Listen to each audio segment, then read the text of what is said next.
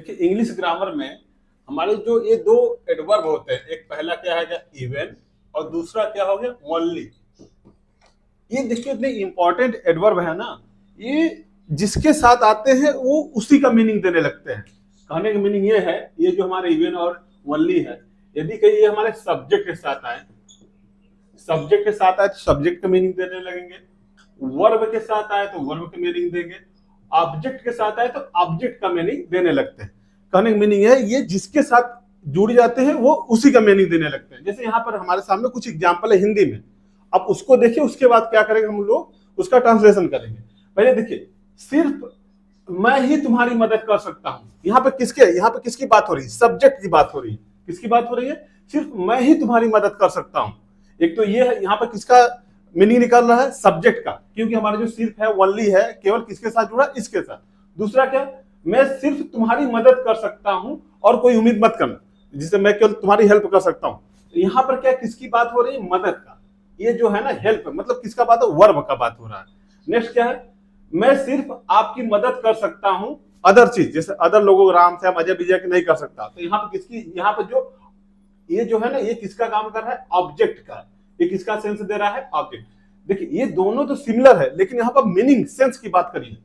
मैं सिर्फ तुम्हारी मदद कर सकता हूं और कुछ एक्स्ट्रा उम्मीद मत करना, एक्स्ट्रा की आपका एक्सपेक्टेशन मत रखना। और इसमें क्या है? मैं सिर्फ आपकी मदद कर सकता हूं।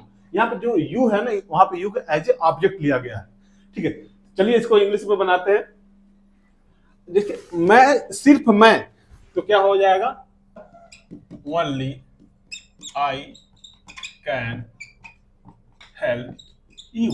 एक ये हो गया, सिर्फ मैं ही तुम्हारी मदद कर सकता हूं। तो यहाँ पर ओनली किसके साथ? आई के साथ आया है, तो हमारे किसका मीनिंग दे रहा है? सब्जेक्ट का दे रहा है। सब्जेक्ट का साथ जुड़ा है, सब्जेक्ट का सेंस से हमारा रिलेटेड क्या है? मीनिंग निकलना है। दूसरा देखिए, मैं सिर्फ तुम्हारी मदद कर सकता हूं, तो क्या हो जाएगा? I can only help you.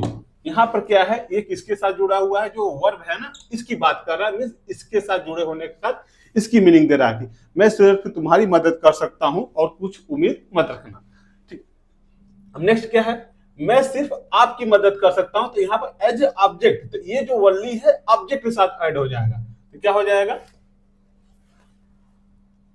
I can help only you. देख रहे हैं कि मैं सिर्फ आपकी मदद कर सकता हूं, बाकी अजय विजय राम से आपकी मदद नहीं कर सकता। तो यहाँ पे इसको हम इस तरह से इसको लेते हैं। तो ये हमारा ओनली का इस तरह से यूज करते हैं। अब नेक्स्ट हमारा इवन का देख लीजिए। इवन का भी सिमिलर वैसे ही निकलता है।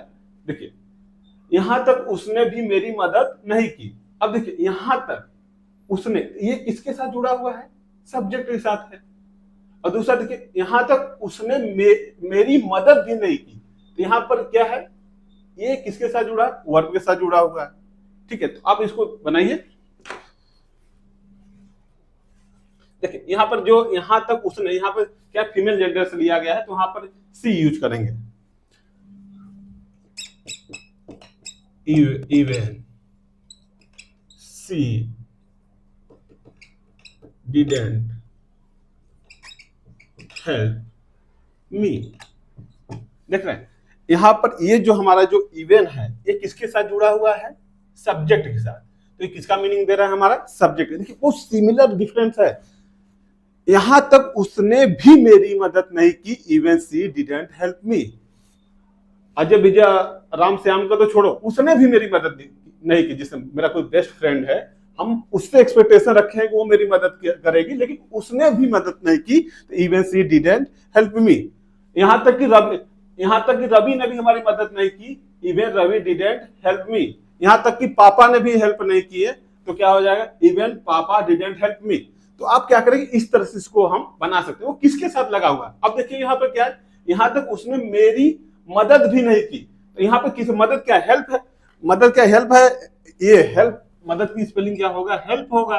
और हेल्प हमारा क्या है? वर्ब है। तो ये किसके साथ जुड़ेगा? हमारा वर्ब के साथ। तो ये हमारा किसका मीनिंग देगा? वर्ब का मीनिंग देगा। ठीक है, क्या हो जाएगा? सी डिडंट इवन हेल्प मी। देखिए ये हमारा किसके साथ है, ये हमारा जो वर्ब है ना, वर्ब के साथ जुड़ा हुआ है। सी डिडेंट इवन हेल्प मी, यहां तक उसने मेरी मदद भी नहीं की। और नेक्स्ट एक देख लीजिए, लास्ट क्या है, यहां तक उसने मेरी मेरी भी मदद नहीं की। ये जो जो भी है ना, यहां इसके साथ आ जाएगा। यहां तक उसने मेरी, यहां लिख दे, मेरी भी मदद नहीं की। यहां पर देखिए, यहां पर ये जो है ना, मेरी भी यहां पर एज ए ऑब्जेक्ट है। किसका है? एज ए ऑब्जेक्ट है। तो क्या हो जाएगा, सी डिडेंट हेल्प इवन मी। ठीक है, यहां पर जो है ये हमारा जो है इवन है, किसके साथ आया है? मी के साथ आया है, एज ए ऑब्जेक्ट आया है। तो आप क्या करेंगे, इससे कहने का मीनिंग ये है, जो हमारे इवन और वनली है, ये जिसके साथ आते हैं वो उसी को हो जाते हैं, मींस उसी का मीनिंग देने लगेंगे। सब्जेक्ट के साथ आएगा, सब्जेक्ट का मीनिंग देगा। ऑब्जेक्ट के साथ आया, ऑब्जेक्ट का देगा। वर्ब के साथ आएगा, वर्ब का मीनिंग देगा। ठीक, ये छोटा सा वीडियो है। अब इसमें देखिए, यहां तक उसने भी मेरी मदद नहीं की, even she didn't help me. यहां तक उसने मेरी भी मदद नहीं की, यहां पर वर्ब है। ठीक है, सी डिडंट इवन हेल्प मी, यहां हेल्प से लिया गया है। नेक्स्ट क्या, यहां तक उसने मेरी भी मदद नहीं की। मेरी भी, देख रहे हैं यहां पर मेरी मदद भी और मेरी भी में क्या है, ये एज ऑब्जेक्ट आ गया है। तो क्या हो जाए, सी डिडंट हेल्प इवन मी। इसी तरह क्या है हमारे, क्या ये जो हमारे जो एडवर्ब है इवन और ओनली, इसको हम इस तरह से यूज करते हैं। देखिए ये सब कॉम्पिटिटिव एग्जाम में ज्यादा आते रहते हैं। इसमें क्या है कि आपको मीनिंग में सिमिलरिटी रहती है। आप तो बोलेंगे कि सर मैं तो सही करके आया हूं।